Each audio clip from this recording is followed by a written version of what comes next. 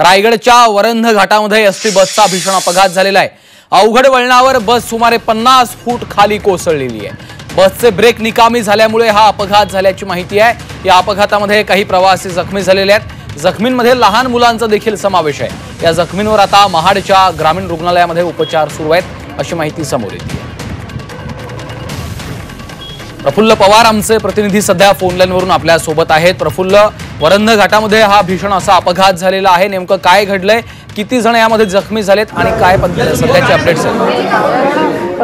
तासाभरापूर्वी हा अपघात झालेला आहे आणि अवघड वळणावरती आपण बघतो वरंध घाट हा अतिशय अवघड वळणाचा आहे, त्यामुळे अनेकदा हा घाट बंद ठेवावा लागतो। या अवघड वळणावरती तीव्र उतार असतानाच चालकाचं गाडीवरचं नियंत्रण सुटलं, कारण गाडीचे ब्रेक निकामी झाले होते। ब्रेक लावण्याचा प्रयत्न चालकाने केला परंतु अयशस्वी झाला आणि गाडी थेट दरीच्या बाजूने कोसळली। मात्र सुदैवानं हा भाग थोडासा सपाट असल्यामुळे गाडी 50 फुटावरच अडकून पडलेली आहे। मात्र या बसमध्ये छोटे मोठे साधारण 12 ते 15 प्रवासी या अपघातामध्ये जखमी झाल्याची माहिती मिळते आणि या जखमींना महाडच्या उपजिल्हा रुग्णालयामध्ये दाखल करण्यात आले, त्यांच्यावर उपचार करण्यात येत आहेत।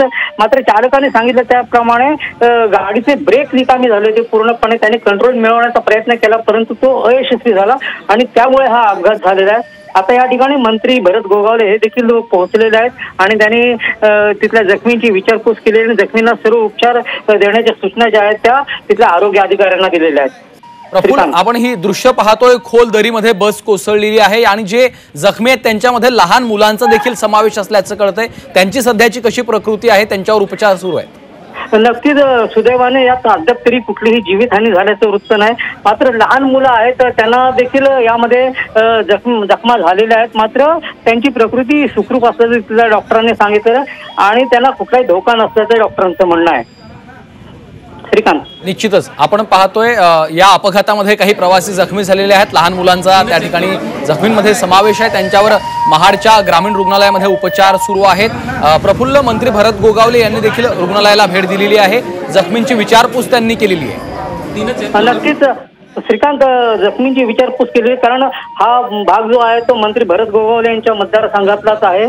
कारण ही एसटी बस जी आहे ती सुनेभाऊ गावात गेली होती आणि या गावातून ती महाडकडे परतत असताना प्रवासी घेऊन येत असताना हा अपघात झालेला आहे। मंत्री भरत गोगावले आणि त्यांचे कार्यकर्ते या ठिकाणी पोहोचलेले आहेत आणि जखमींना आवश्यक ज्या काय उपाययोजना पाहिजेत उपचारासाठी त्या करण्याच्या दृष्टीने त्यांनी प्रयत्न सुरू केलेले आहेत। श्रीकांत, प्रफुल्ल, बस चालकाचा या संदर्भात त्यांची काही प्रतिक्रिया आलेली आहे का? पोलिसांना त्यांचा जबाब घेतलाय का? ते नेमके सध्या कुठे आहेत? त्यांच्या संदर्भात त्यांचा जबाब घेतलेला नाही, ते सुद्धा किरकोळ जखमी आहेत।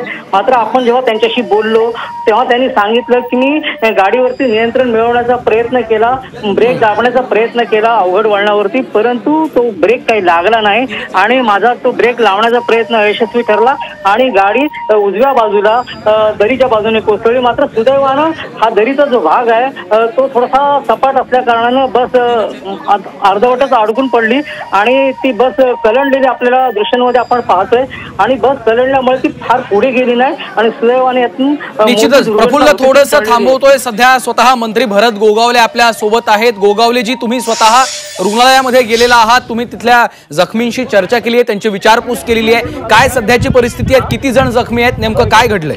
एक मिनिट भाऊ, कुठे आहे रे? गोगावलेजी, माझा आवाज येतोय?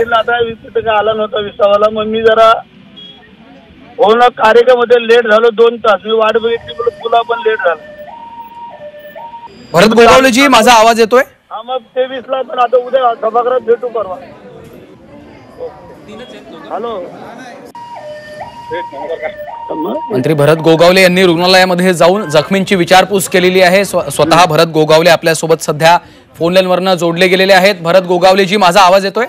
येतोय पूर्ण येतोय। तुम्ही स्वतः रुग्णालयामध्ये जाऊन जखमींची विचारपूस केली, किती जण जखमी आहेत, लहान मुलांचा यामध्ये समावेश आहे असं कळतंय, तुम्ही काय बघितलंय, काय नेमकं घडलंय? जाऊन आलो मी, जवळजवळ 30 मंडळी होती आणि त्याच्यामध्ये महिला पुरुष 1-2 छोटी मुलं, एका मुलीला थोडं डोक्याला लागलंय, बाकी एकच माणूस थोडा जास्त प्रमाणात आहे, त्याचा आता आम्ही बघतोय मुंबईला शिफ्ट करायचं का इथं कव्हर होतोय ते, आणि बाकी मग त्यांना किरकोळ लागलेला आहे, त्यांना इथं उपचार करून थोडा वेळ थांबून मग त्यांना आम्ही सोडून देऊ।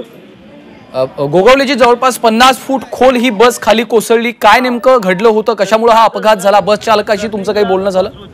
वळणावरती बस होती आणि त्या वळणावरती ब्रेक फेल झाला असं ड्रायव्हरचं म्हणणं आहे. त्यालाही थोडं लागलंय आणि गाडीने पलटी मारली त्याच्या बाजूने, ड्रायव्हरच्या बाजूने, आणि मग ती घसपडत अशी गेली. परंतु सुदैव असं की एकही माणूस त्याच्यामध्ये दगावला नाही किंवा काय नाही, किंवा मोठी अशी काय फार मोठी इंजुरी नाही आहे. परंतु जे झालंय ते आता आम्ही आमच्या परीने जेवढं हे करता येईल त्याला सहकार्य ते करतोय.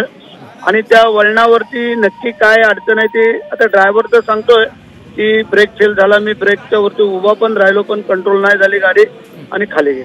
निश्चितच. भरत गोगावलेजी, धन्यवाद, तुम्ही झी 24 तासशी बातचीत केली त्यासाठी.